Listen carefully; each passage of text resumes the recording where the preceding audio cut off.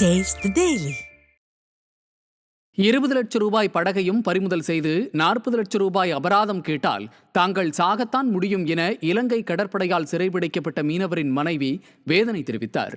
எல்லை தாண்டி மீன் பிடித்ததாக இலங்கை கடற்படையால் சிறைபிடிக்கப்பட்ட தனது கணவனை மீட்குமாறு தங்கச்சி மடத்தைச் சேர்ந்த கனிஷ்கா என்ற மீனவ பெண் ராமநாதபுரம் மாவட்ட ஆட்சியரிடம் கோரிக்கை மனு அளித்தார். அப்போது அவர் செய்தியாளர்களிடம் கூறுகையில், தனது கணவர் இலங்கை சிறையில் உள்ள நிலையில் படகு பறிமுதல் செய்யப்பட்டதுடன் 40 லட்சம் ரூபாய் அபராதமும் விதிக்கப்பட்டது தங்களது சக்திக்கு மீறிய தொகை என்றார். மைனாரிட்டி பாஜக அரசும் அவர்களது கள்ளக்கூட்டணி திமுக அரசும் தமிழக மீனவர்களின் நலனை காப்பாற்றாமல் கபட நாடகம் ஆடி வருவதாக மீனவர்கள் குற்றம் சாட்டுகின்றனர். ராமேஸ்வரத்துலேருந்து மீன் பிடிக்க போனேன். கணவர் மண்டபத்திலேருந்து மீன் பிடிக்க போனவுங்க. எங்கள் படகே 20 லட்சம் தான். ஆனால் எங்களுக்கு அவதாரம் 40 லட்சம். நாங்கள் படகையும் கொடுத்து 40 லட்சத்தையும் கொடுத்துட்டு நாங்கள் சாவா முடியும். எங்களுக்கு வாழ்வாதாரம் எது? நாங்கள் ஏற்கனவே கடனோட 20 லட்சம் கடனோட இருந்து நாங்கள் போட்டையும் கொடுத்து 40 லட்சம் கெட்டிருந்தால் நாங்கள் எங்கே போய் இதை செய்ய முடியும்?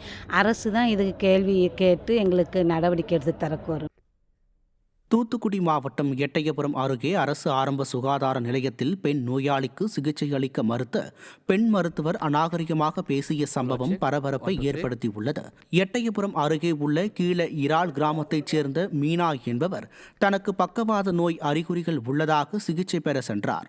அவரை பரிசோதிக்காமலேயே பணியில் இருந்த மருத்துவர் கை கால் என்ன இழுத்துக்கிட்டா கிடக்குது, கிளம்புங்க என அநாகரிகமாக பேசியுள்ளார்.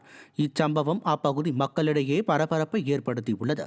மேலும் ஆரம்ப சுகாதார மையத்தில் குடிநீர் உள்ளிட்ட அடிப்படை வசதிகள் கூட இல்லை என பொதுமக்கள் குற்றம் சாட்டுகின்றனர். அரசு மருத்துவமனைகளில் உள்கட்டமைப்பை மேம்படுத்தாத ஸ்டாலின் அரசு பொதுமக்களின் உயிரை கிள்ளுக்கீரையாக கருதுகிறதா என பொதுமக்கள் கேள்வி எழுப்புகின்றனர்.